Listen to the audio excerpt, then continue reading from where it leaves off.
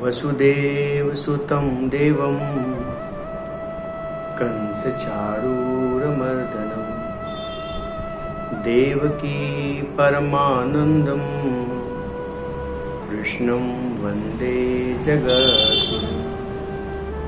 सर्वोपनिषदो गावो दुग्धा गोपालनन्दनः पार्थो वत्स सुधीर्भोक्तः दुग्धं गीतामृतं महत्।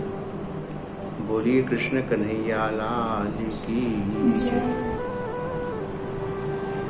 अकारण करण करुणावतार भक्तवांशा कल्पतरु पीताम्बरधारी श्री श्याम सुंदर, जिनकी असीम कृपा से आप और हम बड़े ही पवित्र भाव में बैठकर श्रीमद् भगवद गीता का क्रमवार अध्ययन करते हैं।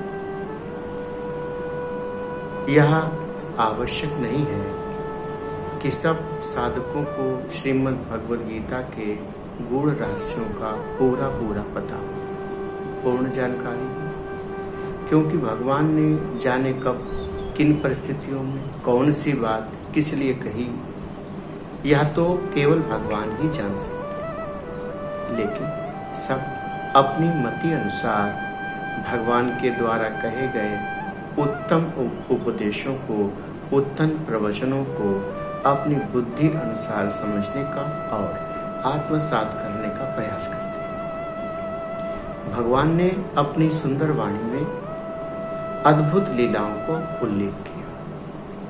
कुछ कार्य भगवान ने स्वयं किए और कुछ काम अपने दूतों के द्वारा, अपने शिष्यों के द्वारा, अपने जानने वालों के द्वारा करवाए। भगवान ने श्रीमद् भगवद गीता को प्रकट कराने के लिए संजय नाम के जीव में ऐसी दिव्य दृष्टि प्रकट कराई कि वह संजय नाम का जो जीव है वह महाभारत के काल को देखकर धृतराष्ट्र को बताता है।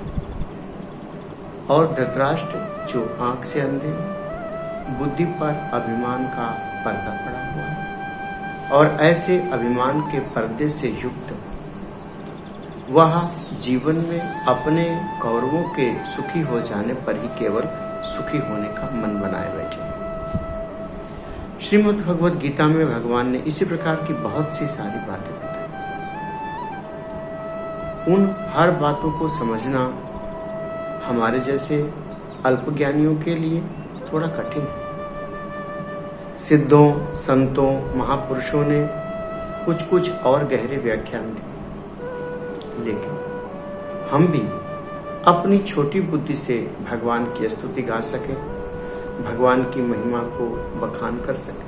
इसलिए आवश्यक है कि वाणी रूपी 2 पुष्प भगवान के चरणों पर अर्पित करना है। आज श्रीमद् भगवद गीता का 14वां श्लोक, प्रथम अध्याय का हम लोग दर्शन करेंगे और यह सत्संग श्रीमान राजेंद्र पटेल एवं उनकी धर्मपत्नी को समर्पित है। उनसे हमारी बात हुई तो वह बहुत उत्साहित रहते, धर्म के प्रति, समाज के प्रति और अपने स्वजनों के प्रति। पटेल भाई साहब कहा करते हैं कि यदि अपने ही नहीं होंगे तो फिर हम अपना सुख दुख किसके साथ बांटेंगे। तो अपनों को और अपनों के सुख दुख को साझा करने में वो सबसे आगे हैं। आज उन्हीं के साथ बैठकर यह श्रीमद् भगवद गीता का हम लोग प्रथम अध्याय का 14वां श्लोक दर्शन करेंगे। एक बार हम बोलें और एक बार आप उच्चारण करें। अभ्यास करते करते श्रीमद् भगवद गीता भी आपको सरल लगने लगेगी, रामचरितमानस भी सुगम लगने लगेगी। श्रीमद् भगवद गीता के प्रथम अध्याय के 14वां श्लोक आज इस श्रुति परंपरा से हम लोग इसका दर्शन करेंगे। एक बार हम उच्चारण करेंगे और एक बार आप उच्चारण करेंगे। मिलकर श्रीमद् भगवद गीता को जानना, समझना और इस पवित्र ग्रंथ के आदेशों पर, निर्देशों पर अपने जीवन को चलाना, यही हमारे जीवन का मुख्य उद्देश्य होना चाहिए। आइए इनका उच्चारण करते हैं।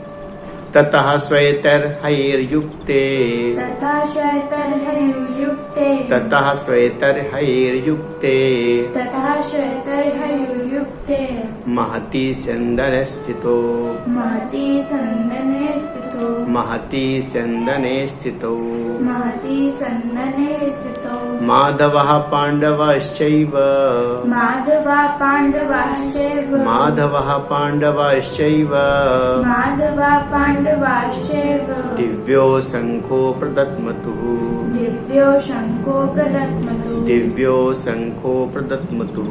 दिव्यो शङ्खो प्रदत्मतु। भगवान श्री कृष्ण के श्रृंगार का कुछ वर्णन है। भगवान श्री कृष्ण सफेद घोड़े से युक्त रथ पर विराजमान, ऐसे उनके चरित्र का वर्णन संजय के द्वारा किया जा रहा है, जिसमें लेश मात्र भी कालिमा नहीं है। भगवान के चरित्र में लेश मात्र की भी कालिमा नहीं है। और भगवान के चरित्र में जो लोग कालिमा ढूंढते हैं, जैसे जयद्रथ, धृतराष्ट्र, जरासंध, बहुत से ऐसे लोग हैं जो आप में भी कालिमा ढूंढते हैं। श्वेत सात्विक निर्मलता का प्रतीक है। और भगवान श्री कृष्ण के साथ अर्जुन विराजे। अब विचार करने की बात यह है कि भीष्म पितामह ज्यादा योग्य हैं, लेकिन दुर्योधन का साथ किया, बल में भी ज्यादा है, और अर्जुन की क्षमता नहीं कि वह भीष्म पितामह से अकेले युद्ध कर सके, द्रोणाचार्य से अकेले युद्ध कर सके, कृपाचार्य से अकेले युद्ध कर सके। तो ऐसी स्थिति में जब भगवान श्री कृष्ण के साथ एक कायर व्यक्ति, भागा हुआ, डरा हुआ अर्जुन, भोगी, यह कई दुर्गुणों से युक्त व्यक्ति जब भगवान के साथ रहा तो कई बार घबराया, दुखी हुआ, उलझन में आया, लेकिन भगवान ने उनके ऊपर अपनी कृपा का अनुग्रह किया। भगवान अलौकिक है, भगवान इस लोक के नहीं है। इस लोक के होते तो कोई भी उन्हें परास्त कर देता, कितनी देर लगती। और इस लोक के लोगों को परास्त करने के लिए बहुत अधिक श्रम नहीं करना, आजकल तो बिल्कुल नहीं करना। सत्यवादी व्यक्ति हो, प्राचीन समय में कहा जाता था कि सत्य थक सकता है लेकिन परास्त नहीं हो सकता। लेकिन इस कलिकाल में सत्य को लोग थका भी देते हैं और परास्त भी करते हैं। कई ऐसे लोगों को हम जानते हैं जो बिना अपराध के जेल में अपने जीवन को गुजार रहे हैं, बिना अपराध के। तो ऐसे लोग जो बिना अपराध के जेल में अपना जीवन गुजार रहे हैं, जरूरी नहीं है वो अपराधी हो, लेकिन बहुत सारे आतताइयों ने मिलकर, बहुत सारे अपराधियों ने मिलकर ऐसा वातावरण तैयार कर दिया है कि उस वातावरण में एक अच्छे आदमी को भी बुरा सिद्ध कर दिया। तो क्या सत्य केवल पुस्तकों में, किताबों में, संतों के प्रवचन में या आपसी बोलचाल में ही अच्छा लगता है? भगवान ने कहा, मैं थोड़ा सा सूत्र दे देता। भगवान श्री कृष्ण ने जब युद्ध हो रहा था तो अश्वत्थामा को मरा हुआ बतवाया युधिष्ठिर से। अश्वत्थामा मरोवा नरोवा कुंजरोवा, कहते हैं अश्वत्थामा को मरा हुआ बता दिया। थोड़ा सा छल भगवान ने किया, और जैसे ही भगवान ने छल किया तो नींव डाल दी कि देखो आगे अभी द्वापर है, लेकिन यह कलयुग जो आ रहा है, इस कलयुग में भी धर्म की रक्षा करने के लिए यदि थोड़ा आपको इधर उधर करना पड़े तो आप अवश्य करें। भगवान कहते माधव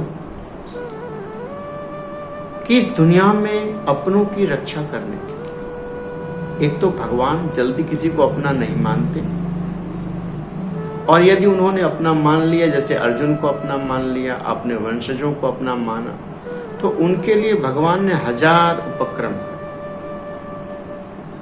1000 उपक्रम करे। और उन उपक्रमों के द्वारा जहां तक बन पड़ा, अपनों के अपमान को सहते हुए भगवान ने उनके ऊपर उपकार ही उपकार किया।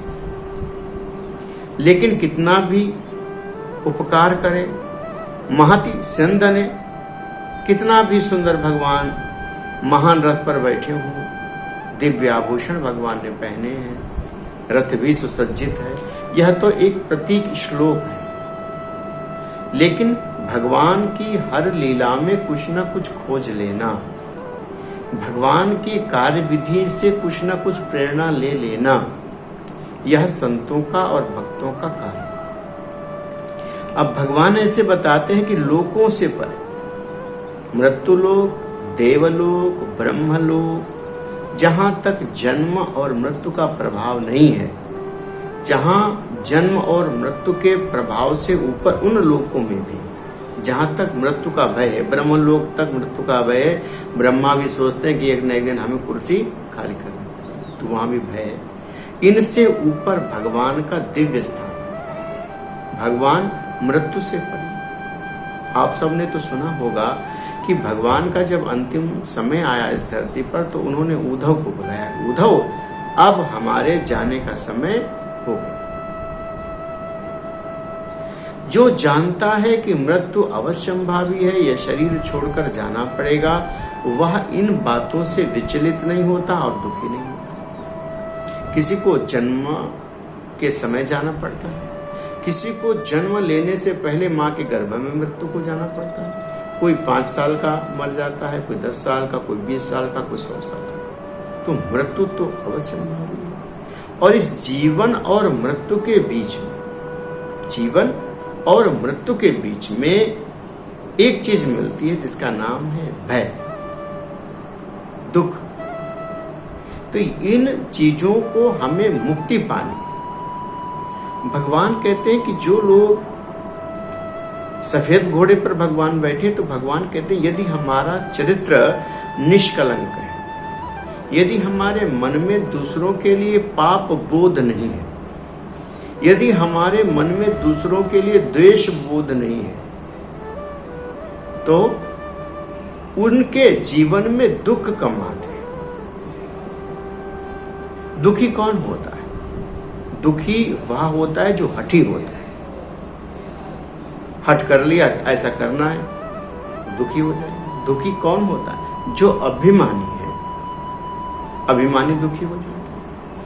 और जो भगवान के इच्छा में अपनी इच्छा को मिला देता है, वह सदा सुखी हो जाता है, सदा सुखी हो जाता है। तो हमें क्या करना चाहिए?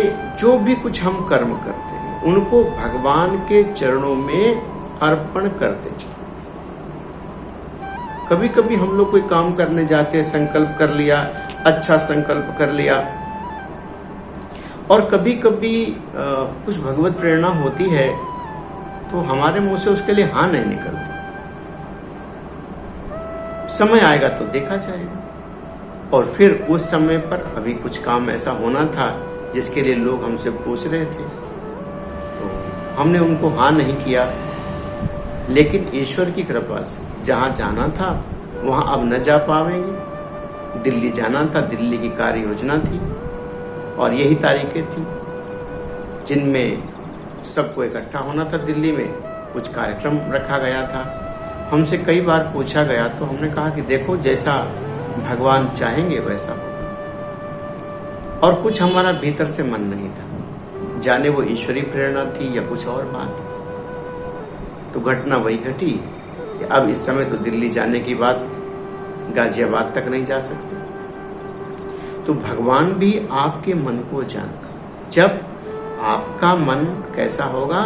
श्वेतर, सफेद यानी निष्कलंक।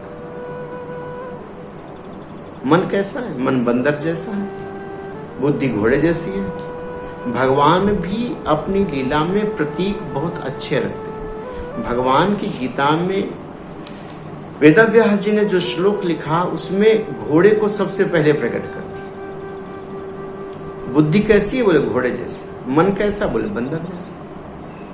तो बंदर अगर घोड़े के ऊपर बैठ जाए तो क्या घटना घटेगी? या तो घोड़े को खाई में गिरा देगा,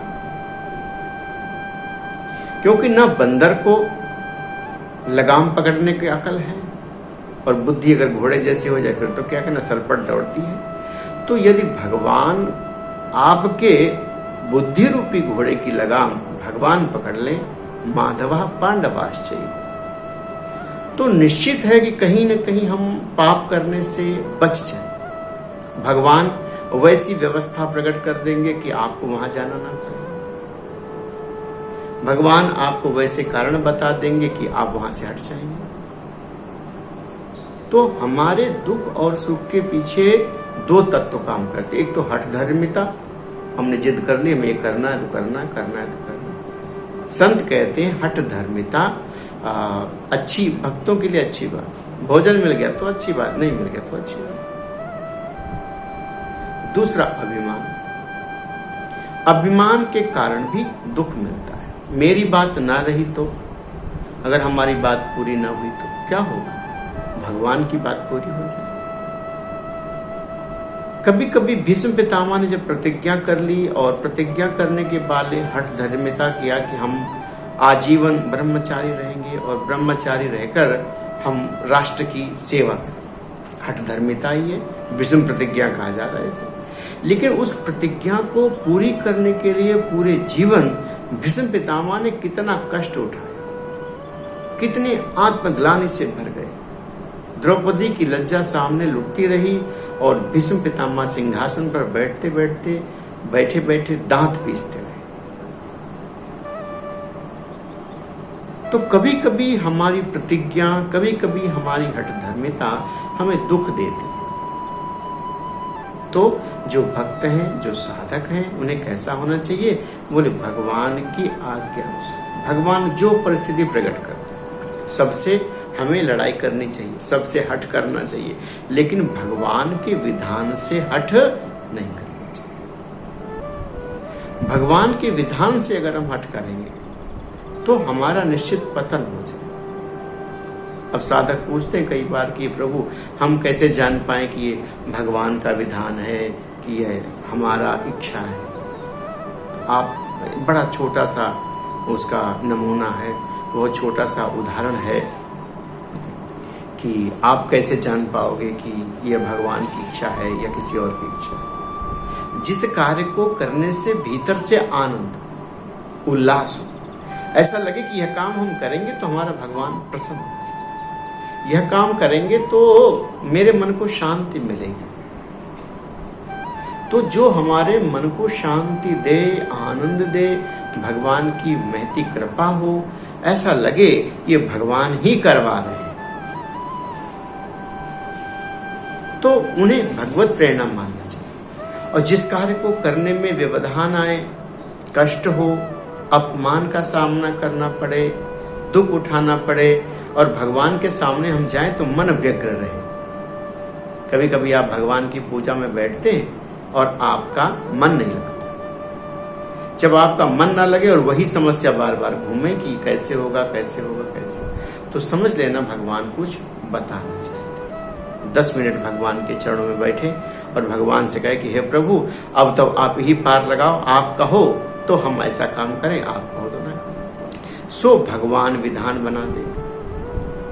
एक बार एक ऐसा व्यक्ति था जिसके घर में मांस भक्षण होता था, मांस खाया जाता था। तो उसने हमको बताया एक दिन कि हमारे यहाँ मांस खाया जाता है, और हम उसी के जिले में पहुंच गए कथा करने के लिए। प्रेमी बहुत था और उसने आग्रह कर दिया कि महाराज जी हमारे घर भी आप चलो, कुछ जलपान कर लेना, भोजन न करोगे कोई बात नहीं।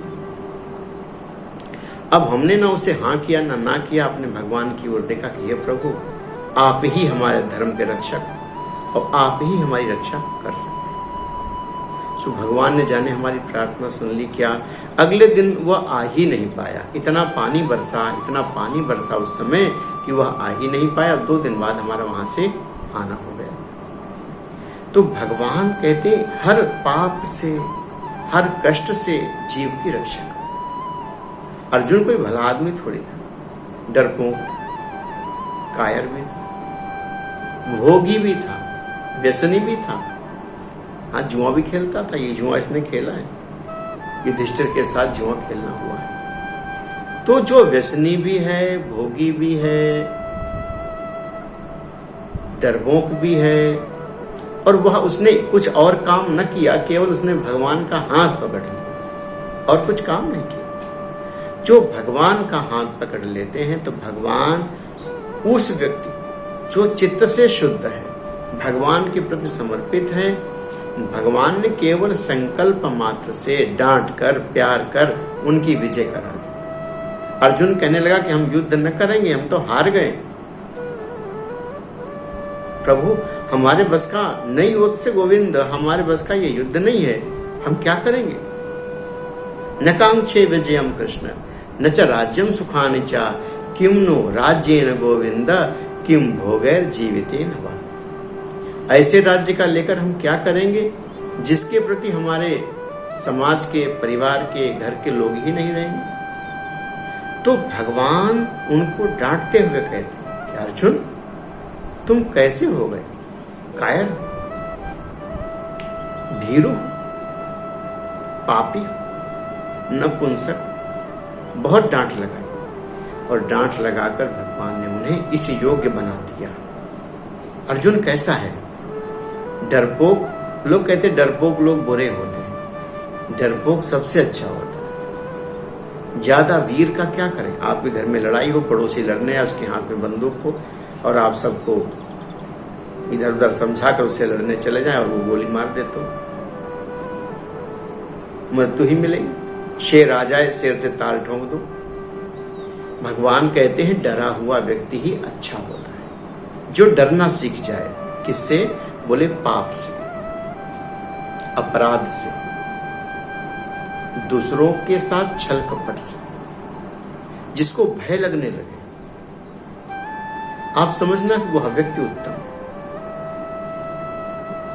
क्योंकि जो डरता है वह डरने वाला व्यक्ति पाप से भी डरेगा और वह डरने वाला व्यक्ति अपराध से भी डरेगा। और जो निर्भीक है वह निर्भीक व्यक्ति क्या करेगा, जब वह लड़ने पर आएगा तो युद्ध से भी, पाप से भी निडरता उसके भीतर ज्यादा भर जाती है। तो जो आदमी निडर हो जाता है वह कभी कभी पाप पथ पर भी चला जाता है। हरिश्चंद्र युगों युगों में कोई एक होता है। निडरता से पहले, वीरता से पहले कुछ सद्गुण भीतर आ जाए। और वीरता आप समझते हो एक दो दिन में आने वाला कोई ऐसा गुण है? वीरता एक दिन में आने वाला गुण नहीं है। या तो जन्म जन्मांतरों से उसके पूर्वज वीर हो, जैसे आज महाराणा प्रताप की जयंती है और वह वीर थे, उनके वंशज भी वीर हैं, क्योंकि रक्त का प्रवाह होता है। कोई आदमी बहुत बड़ा व्यापारी हो तो हो सकता है रक्त प्रभाव के द्वारा उसका बेटा भी व्यापारी हो जाए। तो कुछ तो हमारे भीतर गुण रक्त के आ जाते हैं जो हमारे वंशजों में होते हैं। दानी, पापी, पूजा पाठ करने वाला, दूसरों की सहायता करने वाला। और कुछ गुण संगति से धीरे धीरे आते। आप बहुत डरपोक हो, धीरे धीरे वीरों के साथ रहने लगो तो धीरे धीरे आप वीर हो जाएंगे 2, 4, 10 साल में। तो अर्जुन भी ऐसे ही था। तो अर्जुन को भगवान ने एक शंख दिया और कहा, अर्जुन यह शंख तुम बजाओगे और एक शंख हम बजाएंगे। दिव्यो शंखो प्रदद्मतु, दिव्य शंख दिया और कहा, अर्जुन यह दिव्य शंख आपको बजाना है। कैसा बजाएंगे? बोले रथ अलौकिक। भगवान के तो सब चीज अलौकिक है। रथ अलौकिक, वस्त्र अलौकिक, आभूषण अलौकिक। और भगवान ने जिसे छू दिया अर्जुन, वो भी अलौकिक हो गया। नहीं तो अर्जुन को कौन जानता था? अर्जुन को भगवान ने स्पर्श दे दिया, सो अर्जुन भी अलौकिक हो गए, भगवान का शंख भी अलौकिक हो गया। भगवान का रथ, जब रामचरितमानस में देवताओं ने भगवान श्री राम को रथ दिया तो वह भी अलौकिक था। उसमें लकड़ी वगैरह नहीं लगी थी, वह अलौकिक मणियों से, रत्नों से, जटिल शक्तियों से भरा हुआ था और सब शक्तियों से भरा हुआ शंख है। और इन सब शक्तियों से परे जो अलौकिक शक्ति है उनसे भरे हुए भगवान है। तो क्यों ना हम भगवान का हाथ पकड़ लें। श्रीमान राजेंद्र पटेल जी बार बार कहा करते हैं, भाई जी क्या करना है दुनिया से, हनुमान जी सब करेंगे। तो भगवान को जो पकड़े हुए हैं, जिस पर भगवान का अटूट विश्वास है और जिसको भगवान पर अटूट विश्वास है, उसका रास्ता भी भगवान बन जाते, उसका अस्त्र शस्त्र भी भगवान बन जाते, उसका मंजिल भी भगवान बन जाते और रास्ता भी भगवान, सब कुछ भगवान करने वाले। तो ऐसा जब भगवान के प्रति हमारी आस्था हो जाए, भले ही कितने पापी हो, हमें क्या करना है, भगवान से मिलकर यही कह देना है कि प्रभु देखो हमने आज दिन भर में 2 और 2 5 बना, हमने पाप किया और पाप कर कर आपके चरणों में समर्पित है कि प्रभु यह पापी शरीर आगे चलकर पुण्यात्मा हो जाए। अभी तो आपकी आत्मा कचोटती ही नहीं कि हमने पाप किया। क्यों? क्योंकि आप जन्म जन्मों से वही कर रहे हो, इसलिए आपको पता ही नहीं कि यह पाप है कि पुण्य। जिस दिन आपका मन यह कहने लगे कि हमारे करने से यह गलत हो गया, अरे इसका तो प्रायश्चित करना चाहिए, आप समझना कि आपकी भक्ति प्रारंभ, आपका जो सौंदर्य है वास्तविक जीवन का वह प्रकट होगा। कब होगा? बोले जब आप ध्यान में बैठो। आपको ध्यान जरूर करना है। कैसे करें? कैसे उठे, कैसे बैठे, कैसे चले, कैसे बात किया, कैसे देखा। जब आपको लगे कि आपकी वाणी से आपकी पत्नी को भी कष्ट हो रहा है, और यदि आपको जानकारी मिल जाए, आप जान जाओ, तो समझना आप जागृति।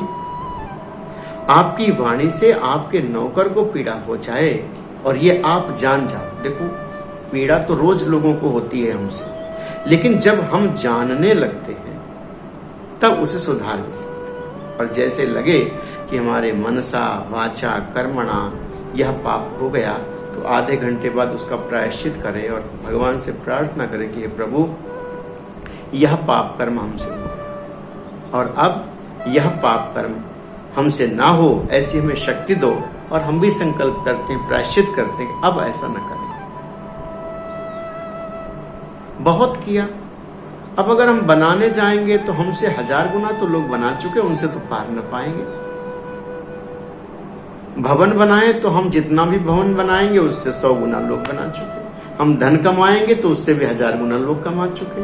हम यश कमाएंगे तो उससे भी 1000 गुना लोग कमा चुके। तो हमें वास्तव में कमाना क्या है? हमें आत्मिक शांति को कमाना है। और अगर वो 1000 गुना कमा चुके और हम भी कुछ कमा लेंगे तो हमें कोई अशांति नहीं होगी, अच्छा लगेगा। यही भाव है। जब कोई चील उड़ान उड़ती है तो उससे उड़ने वाली चिड़िया कभी भी उससे ईर्ष्या नहीं करती कि चील ऊपर उड़ रही, हम नीचे उड़ रहे। ऐसे ही संत साधक भक्त होते हैं, सब अपनी अपनी गति से चलते हैं, अपनी अपनी क्षमता और अपनी अपनी सामर्थ्य से चलते हैं। तो यहाँ 2 संख मिले जिनका वर्णन अगले श्लोक में आएंगे। 5 जने ऋषिकेशु, अगले श्लोक में यह वर्णन आएगा। और आज का यह श्लोक में इतना ही वर्णन है कि भगवान अलौकिक, भगवान का अश्व अलौकिक, भगवान का रथ अलौकिक, भगवान अलौकिक। इसलिए हमें भगवान के पांव को, हाथ को कस के पकड़ लेना है। भले हम क्रोधी हैं, पापी हैं, लोभी हैं, यदि हम पकड़े रहेंगे तब भी समाज में हमें मान्यता मिल जाएगी, भगवान के चरणों में मान्यता मिल जाएगी, अलौकिक शांति को हम प्राप्त करेंगे। बस आज के श्लोक में यही भाव दिया गया है। आज के हमारे यजमान श्रीमान राजेंद्र पटेल सपत्नी, उनको यह श्लोक समर्पित है। गुरुवार को हम लोग फिर एकत्र होंगे और बहुत अच्छी अच्छी बातें आज सूर्यांग गुप्ता जी के साथ हुई। बहुत ही आध्यात्मिक रूप से सुलझे हुए व्यक्ति हैं और बहुत ही अच्छा संवाद, बहुत अच्छी व्यवस्था। भगवान की बड़ी कृपा है उनके ऊपर कि वह अपनी नौकरी से समय निकालकर प्रभु कृपा परिवार के सदस्यों के हित के लिए निरंतर काम करते रहते हैं। आज का सत्संग यहीं पर विश्राम लेता है। बोलिए वृंदावन बिहारी लाल की जय।